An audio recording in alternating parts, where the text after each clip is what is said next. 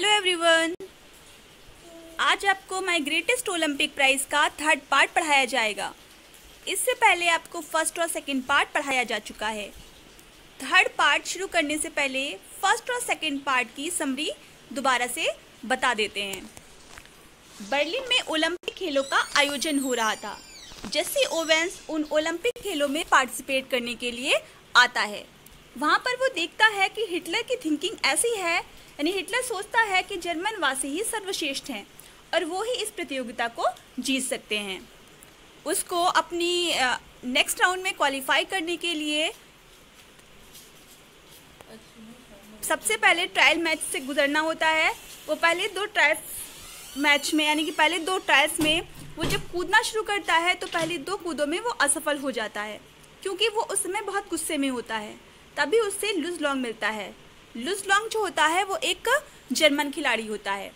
लुस long Jesse Owens को समझाता है कि आज जो हुआ उसकी कोई गिनती नहीं करेगा, बल्कि जो कल होगा वही महत्वपूर्ण है। उसकी इस बात को सुनकर उसे, यानी जेसी ओवेंस को थोड़ी तसल्ली होती है और वो लास्ट बार, यानी कि लास्ट टाइम जो कूदता है तो अपनी जो जंप है वो क्वालिफाई कर लेता है। अब ये उसके आगे का पार्ट है।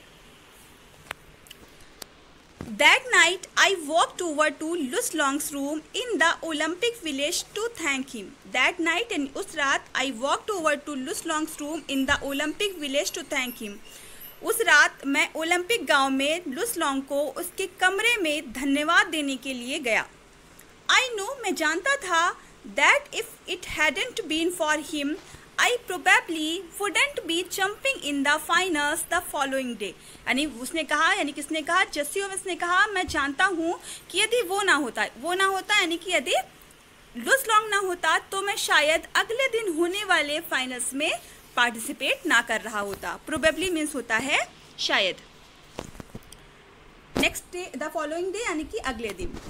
We sat in his quarters, हम उसके कमरे में बैठ गए and talk for 2 hours about athletes, ourselves, the world situation, a dozen other things. हम उसके कमरे में बैठ गए और हम घंटों तक, फॉर 2 hours यानी 2 घंटे तक लगभग हमने खिलाड़ियों के बारे में बातें की, अपने बारे में बातें की, द वर्ल्ड सिचुएशन, संसार की परिस्थिति यानी कि उसकी स्थिति के बारे में बात की, अ डजन अदर थिंग्स, और दर्जनों दूसरी चीज़ों के बारे में बातें की। यानी कि क्या हुआ, मैं उस रात, यानी कि जेसी ओवेंस जो था वो लुस लॉन्ग के कमरे में गया उसे धन्यवाद देने के लिए। वो लोग वहाँ पर बैठे रहे और घंटों बातें करते रहे। When I finally got up to leave, अंत में जब मैं जाने के लिए खड़ा हुआ, we both knew, हम दोनों जानते थे, that a real friendship had been formed, कि हम दोनों के बीच में एक वास्तविक मित्रता हो चुकी है। Lus would go out to the stadium the next day trying to beat me if he could. Lus would go out to the stadium the next day, यानी कि अगले दिन लुस लॉन्ग स्टेडियम में जाएगा, trying to beat me, मुझे हराने की कोशिश करेगा, if he could, यदि वह कर सका। beat मतलब यहाँ पर स्कार्ट, beat मीन्स है हराना, try मतलब प्रयास करना। But I knew, लेकिन मैं जानता था, that he wanted to do my best, कि वो चाहता है कि मैं भी अपना सर्वश्रेष्ठ प्रदर्शन करूं। Even if that meant my winning, even if मतलब चाहे, even if that meant my winning, चाहे इसका मतलब मेरी विजय ही क्यों ना हो। यानी अगले दिन वो दोनों लोग स्टेडियम में जाएंगे, अपनी अपनी तरफ से पूरी कोशिश करेंगे और जो जीतेगा वही वास्तविक खिलाड़ी होगा। As it happened, ऐसा ही हुआ। लुस broke his own past record, लुस ने अपना पुराना रिकॉर्ड तोड़ दिया। In doing so, ऐसा करते हुए, he pushed me on to a peak performance. Peak performance means हो जाएगा सर्वश्रेष्ठ प्रदर्शन। In doing so, ऐसा करते हुए, he pushed me on to a peak performance. उसने मुझे चोटी का प्रदर्शन करने के लिए प्रेरित किया। I remember, मुझे याद है, that at the instant I landed from my final jump, जब मैंने अपनी अंतिम कूद कूदी, the one which set the Olympic record of 26 feet 5.3 inches, he was at my side congratulating me. उसने कहा मुझे अच्छी तरह से याद है कि जब मैंने अपनी अंतिम कूद यानी कि मैं कूद कर ज़मीन पर आया, the one which set the Olympic record, जिसने ओलंपिक रिकॉर्ड बनाया था 26 फुट 5.3 इंच का, यहाँ पर 3 मिस है, इंच का, he was at my side, वो मेरे पास आया, वह कौन, लुसलोंग, कॉन्ग्रेचुलेटिंग मी, और मुझे बधाइयाँ दी। Despite the fact that Hitler glared at us from the stands not 100 yards away. Despite the fact यानी इस तथ्य के बावजूद, despite मतलब हो जाएगा के बावजूद, यानी इस बात की चिंता किए बिना। That Hitler glared मतलब होता है घूरना। Despite the fact इस बात की चिंता किए बगैर, that Hitler glared at us from the stands not 100 yards away, कि हिटलर हमें 100 गज से भी कम दूरी पर घूर रहा है, यानी कि जो स्टैंड्स हैं यहाँ पर जहाँ पर दर्शक बैठे हुए हैं वहीं पर हिटलर भी बैठा हुआ है और वो हम लोगों को इस तरह से एक दूसरे को बधाई देते हुए देख रहा है या घूर रहा है।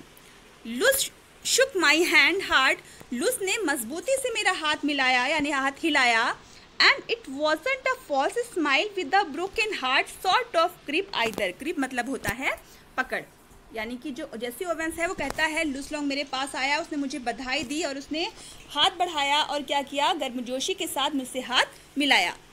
And it was not a false smile with a broken heart, और वो ये साथ में ये भी कहता है ये एक टूटे दिल की झूठी मुस्कान नहीं थी, यानी कि उसके लहजे में कोई भी दिखावा नहीं था, यानी वो सच में खुश था। कौन, लुसलोंग।